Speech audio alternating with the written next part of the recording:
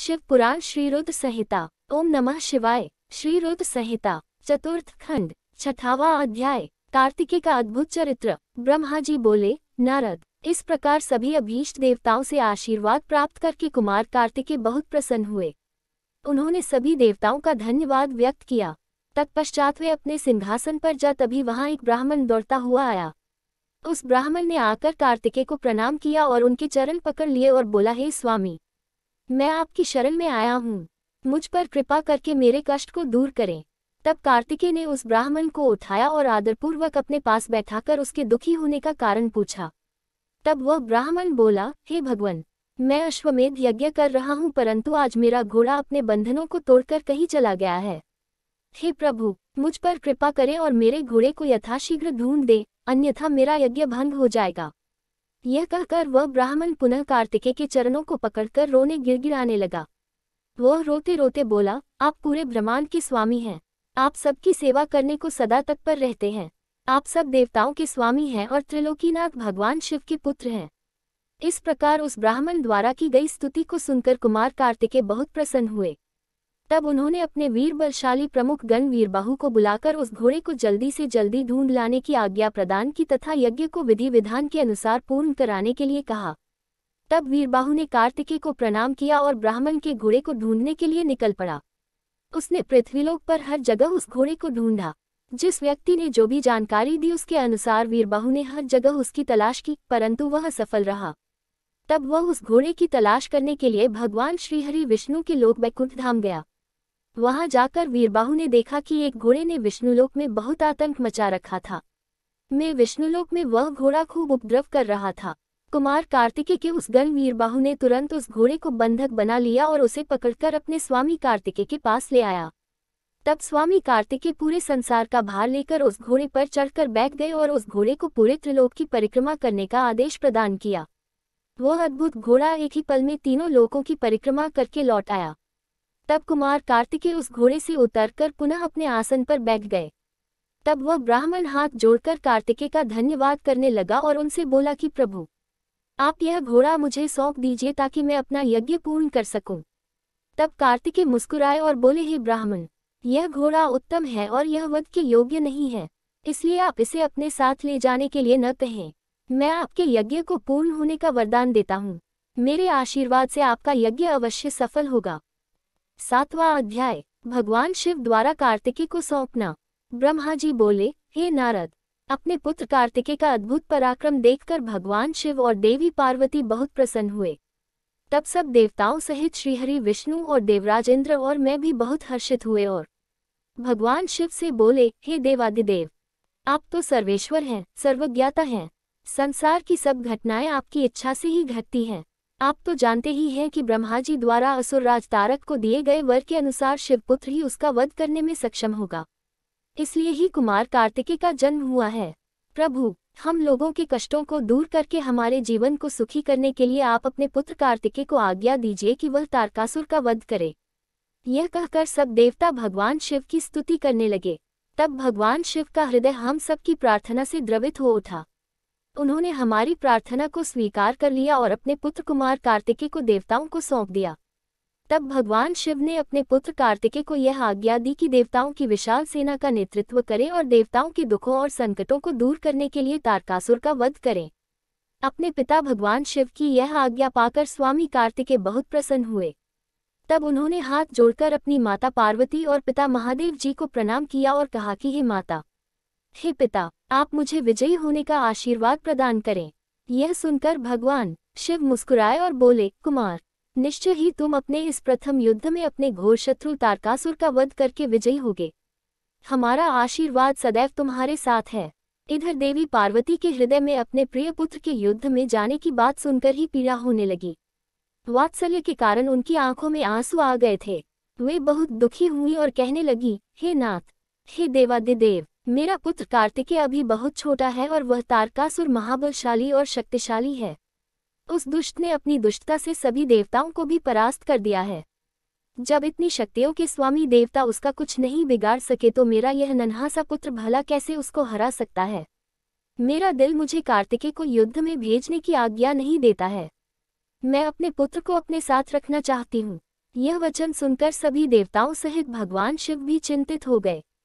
तब महादेव जी देवी पार्वती को समझाते हुए बोले, हे देवी, हे शिवा, आप सामान्य स्त्रियों की तरह क्यों व्यवहार कर रही हैं? यह मेरा और आपका पुत्र होने के कारण महाशक्तिशाली और वीर योद्धा है। देवताओं ने इसे अपनी अभीष्ट शक्तियां प्रदान की हैं। कार्तिकेय की जीत निश्चित है। कार्तिकेय का उत्पन्न होना तारकासुर के वध का प्रतीक है। आप व्यर्थ में चिंतित न हों और अपने पुत्र को खुशी खुशी तारक के वध के लिए भेजें। भगवान शिव के ऐसे वचन सुनकर देवी पार्वती को बहुत संतोष हुआ और उन्होंने कार्तिकेय को युद्ध में जाने की आज्ञा दे दी। तब सब देवताओं का भय दूर हुआ और उनमें प्रसन्नता की लहर दौड़ गई। 8वां अध्याय, युद्ध का आरंभ। ब्रह्मा जी बोले, नारद, जब देवी पार्वती और भगवान शिव ने कुमार कार्तिकेय को युद्ध का नेतृत्व करने की आज्ञा प्रदान की, तो सभी देवता बहुत प्रसन्न हुए और एकत्र होकर उस पर्वत की ओर चल दिए। सिंहनाद करते हुए वे आगे बढ़ने लगे। उस समय कार्तिकेय सेना का नेतृत्व करते हुए सबसे आगे चल रहे थे। सब देवता मन में यही सोच रहे थे कि अब उन्हें तारकासुर नाम की मुसीबत से छुटकारा मिल जाएगा। जब तारकासुर को इस बात का पता चला कि देवताओं ने युद्ध की तैयारी पूरी कर ली है, तो तारकासुर ने भी तुरंत युद्ध की घोषणा कर दी। अपनी विशाल चतुरंगिनी सेना को लेकर तारक भी सिंहनाद करता हुआ देवताओं की ओर बढ़ने लगा। राक्षसों की सेना देखकर एक पल के लिए देवता घबरा गए। उसी समय आकाशवाणी हुई, हे देवगणों, तुम लोग भगवान शिव के पुत्र कार्तिकेय के नेतृत्व में युद्ध करने जा रहे हो, इसलिए तुम जरूर जीतोगे। तारकासुर कार्तिकेय के हाथों अवश्य मारा जाएगा। उस आकाशवाणी को सुनकर सभी देवताओं का उत्साह बढ़ गया और उनका डर दूर हो गया। उस समय दुंदुभी और अनेक प्रकार के बाजों की ध्वनि आकाश में गूंजने लगी। तब देवता और राक्षस युद्ध करने के लिए पृथ्वी और सागर के संगम पर पहुंचे। दोनों पक्षों में बड़ा भयानक युद्ध छिड़ गया। युद्ध की भयंकर गर्जना से पृथ्वी भी डोलने लगी। देवताओं की सेना का नेतृत्व शिवपुत्र कार्तिकेय कर रहे थे। उनके पीछे पीछे देवराज इंद्र सहित देवताओं की विशाल सेना थी। कार्तिकेय उस समय इंद्रदेव के ऐरावत हाथी पर विराजमान थे। तब उन्होंने उस हाथी को छोड़ दिया और रत्नों से जड़े सुंदर यान पर बैठ गए। उस सुंदर विमान पर प्रचेता ने सुंदर छत्र रखा। उस सुंदर विमान में बैठकर कार्तिकेय बहुत निराले और शोभा संपन्न लग रहे थे। उसी समय देवताओं और असुरों में भयानक युद्ध प्रारंभ हो गया। पृथ्वी कांपने लगी और फल भर में खंड मुंडों में बदलने लगी। हजारों सैनिक जो पराक्रम से लड़ रहे थे, कटकर और घायल होकर धरती पर गिरने लगे। चारों तरफ खून की नदियां बहने लगी थीं। ऐसा भयानक दृश्य देखकर बहुत से भूत प्रेत और गीदड़ गीदड़ी उस मांस को खाने और खून पीने के लिए वहां आ गए। तभी महाबली तारकासुर ने विशाल सेना सहित देवताओं पर आक्रमण किया। देवराज इंद्र सहित अनेक देवताओं ने उसे रोकने का बहुत प्रयत्न किया, परंतु असफल रहे और तारकासुर भयानक गर्जना करता हुआ आगे बढ़ता गया। चारों ओर भयानक शोर मचा हुआ था। आक्रमण करते समय सैनिक बड़े जोर जोर से अपने मुंह से आवाज निकालते हुए आगे बढ़ रहे थे। देवताओं और राक्षसों का युद्ध बड़ा विभत्स रूप ले चुका था। वहां भारी कोलाहल मचा हुआ था। तत्पश्चात देवताओं और असुरराज तारक के राक्षसगण आपस में द्वंद्व युद्ध करने लगे थे। एक दूसरे को मारकर वे अपने को बहुत बलशाली समझ रहे थे। वे रे बल के साथ एक दूसरे पर प्रहार करते। कोई किसी के हाथ तोड़ देता तो कोई पैर। दोनों सेनाएं अपने को पराक्रमी समझ रही थीं। 9वां अध्याय, तारकासुर की वीरता। ब्रह्मा जी बोले, नारद, इस प्रकार देवताओं और दानवों में बड़ा विनाशकारी युद्ध होने लगा। तारकासुर ने अपनी विशेष शक्ति चलाकर इंद्रदेव को घायल कर दिया। इसी प्रकार दानवों की सेना के वीर और बलवान राक्षसों ने देवताओं की सेना को बहुत नुकसान पहुंचाया। उन्होंने कई लोकपालों को युद्ध में हरा दिया और देवगणों को मार मारकर भगाने लगे। असुर सैनिकों को देवताओं पर हावी होते देखकर असुर खुशी में झूम उठे और भयंकर गर्जना करने लगे। तब देवताओं की ओर से लड़ रहे वीरभद्र क्रोधित होकर तारकासुर के निकट पहुंचे। असुरों ने वीरभद्र को चारों ओर से घेर लिया। उन्होंने परस्पर पाश, खड्ग, फरसा और पट्टिश आदि आयुधों का प्रयोग किया। देवता और असुर आपस में गुत्थम गुत्था होकर लड़ने लगे। तभी देवताओं की ओर से वीरभद्र तारकासुर से लड़ने लगे। वीरभद्र ने पूरी शक्ति से तारकासुर पर आक्रमण किया और उसको त्रिशूल के प्रहार से घायल कर दिया। घायल होकर तारक जमीन पर गिर पड़ा, परंतु अगले ही पल उसने स्वयं को संभाल लिया और पुनः खड़े होकर वीरभद्र से युद्ध करने लगा। महाकौतुकी तारक ने भीषण मार से वीरभद्र को घायल करके वहां से भगा दिया। तत्पश्चात उसने वहां युद्ध कर रहे देवताओं को अपने क्रोध का निशाना बनाया। तारक देवताओं पर अपने बाणों की बरसात करने लगा। तारकासुर के इस अनायास बाणों की वर्षा से देवता भयभीत हो गए। तब स्वयं श्रीहरि विष्णु तारकासुर से लड़ने के लिए आगे आए। श्रीहरि ने गदा से तारकासुर पर जो ही प्रहार किया उसने विषित्व बाण मारकर उसके 2 टुकड़े कर दिए। तब क्रोधित होकर विष्णु जी ने शारंग धनुष उठाया और तारक को मारने के लिए बढ़े। तभी तारक ने प्रहार करके उन्हें गिरा दिया तो श्री विष्णु ने गुस्से से सुदर्शन चक्र चला दिया। नारद, तब मैंने कुमार कार्तिकेय के पास जाकर उनसे कहा कि मेरे दिए हुए वरदान के अनुसार तारकासुर का वध आपके श्री हाथों से ही होगा, इसलिए कोई भी देवता तारक का कुछ भी नहीं बिगाड़ सकता है। यह सुनकर कार्तिकेय रथ से नीचे उतर गए और पैदल ही तारक को मारने के लिए दौड़े।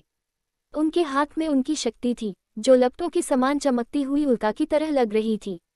6 मुख वाले कुमार कार्तिकेय को देखकर तारकासुर बोला, देवताओं, क्या यही बालक है तुम्हारा वीर पराक्रमी कुमार, जो शत्रुओं का पल में विनाश कर देता है? यह कहकर तारकासुर जोर से अट्टहास करने लगा और बोला कि इस बालक के साथ तुम सभी को मार दूंगा। तुम इस बालक की मेरे हाथों हत्या कराओगे। ऐसा बोलते हुए भयानक गर्जना करता हुआ वह कुमार कार्तिकेय की ओर पलटा और बोला कि हे बालक, ये मूर्ख देवता तो व्यर्थ में तुझे बलि का बकरा बनाना चाहते हैं, पर मैं इतना कठोर नहीं हूं कि बिना किसी अपराध के एक मासूम बालक पर वार करूं। इसलिए जा तू भाग जा, मैं तेरे प्राणों को छोड़ देता हूँ।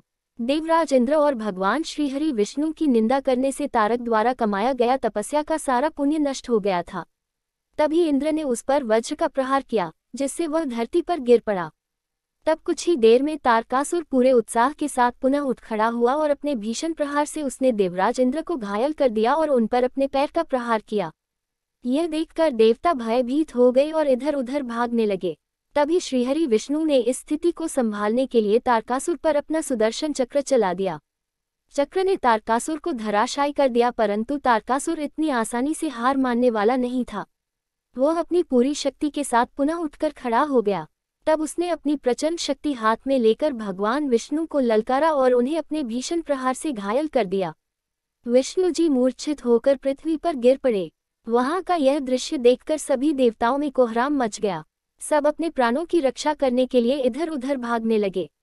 सारी सेना तितर बितर होने लगी। यह देख वीरभद्र ने तारकासुर पर आक्रमण किया। उसने त्रिशूल उठाया और तारकासुर पर वार किया, जिससे तारकासुर भूमि पर गिर पड़ा, किंतु उसी क्षण उठकर उसने वीरभद्र को अपनी शक्ति से घायल करके मूर्छित कर दिया और जोर जोर से हंसने लगा।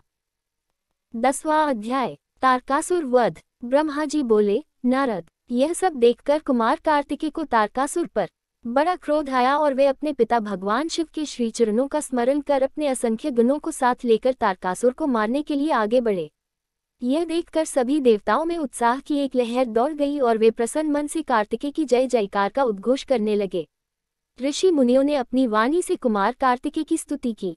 तत्पश्चात तारकासुर और कार्तिकेय का बड़ा भयानक दुस्सह युद्ध हुआ। दोनों परमवीर और बलशाली एक दूसरे पर भीषण प्रहार करने लगे। दोनों अनेक प्रकार के दांव पेचों का प्रयोग कर रहे थे। कार्तिकेय और तारकासुर के बीच मंत्रों से भी युद्ध हो रहा था।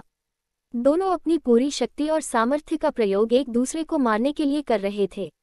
इस भयानक युद्ध में दोनों ही घायल हो रहे थे। युद्ध भयानक रूप लेता जा रहा था। उस भीषण युद्ध को सब देवता गंधर्व बैठकर देखने लगे। वह अद्भुत युद्ध अनायास ही सबके आकर्षण का केंद्र बन गया। हवा चलना भूल गई, सूर्य की किरणें ठहर गईं। यहाँ तक कि सभी पर्वत इस युद्ध को देखकर अत्यंत भयभीत हो उठे। वे शिव पार्वती के इस पुत्र की रक्षा करने के लिए तुरंत उधर आ गए। यह देखकर कार्तिकेय बोले, हे पर्वतों, आप कोई चिंता न करें। आज इस महापापी को मैं सबके सामने मौत के घाट उतारकर भय से मुक्ति दिलाऊंगा। जब कार्तिकेय पर्वतों से बात करने में निमग्न थे, उसी समय तारक ने अपनी शक्ति हाथ में लेकर उन पर धावा बोल दिया। उस शक्ति के प्रहार के आघात से शिवपुत्र कार्तिकेय भूमि पर गिर पड़े, परंतु अगले ही क्षण वे अपनी पूरी शक्ति के साथ पुनः उठ खड़े हुए और लड़ने के लिए तैयार हो गए। कार्तिकेय ने अपने मन में अपने माता पिता पार्वती जी व भगवान शिव को प्रणाम करके उनका आशीर्वाद लिया और अपनी प्रबल शक्ति से तारकासुर की छाती पर आघात किया। उसकी चोट से तारकासुर का शरीर विदीर्ण होकर पृथ्वी पर गिर पड़ा। सबके देखते ही देखते वह महाबली असुर पल भर में ढेर हो गया। महाबली तारकासुर के मारे जाते ही चारों ओर कार्तिकेय की जय जयकार गूंज उठी।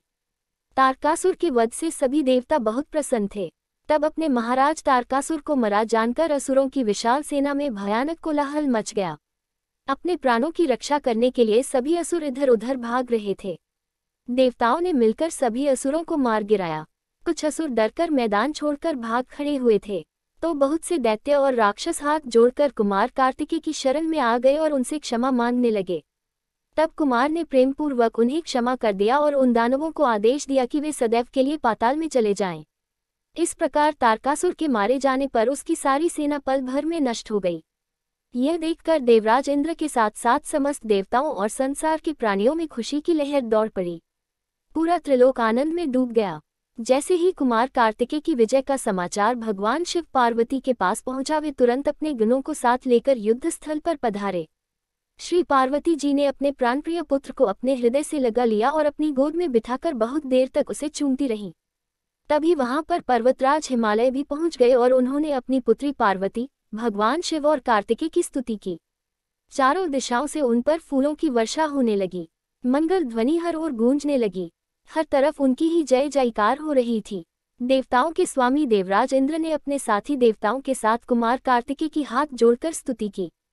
तत्पश्चात भगवान शिव अपनी पत्नी पार्वती को साथ लेकर शिवगुणों सहित कैलाश पर्वत पर लौट गए।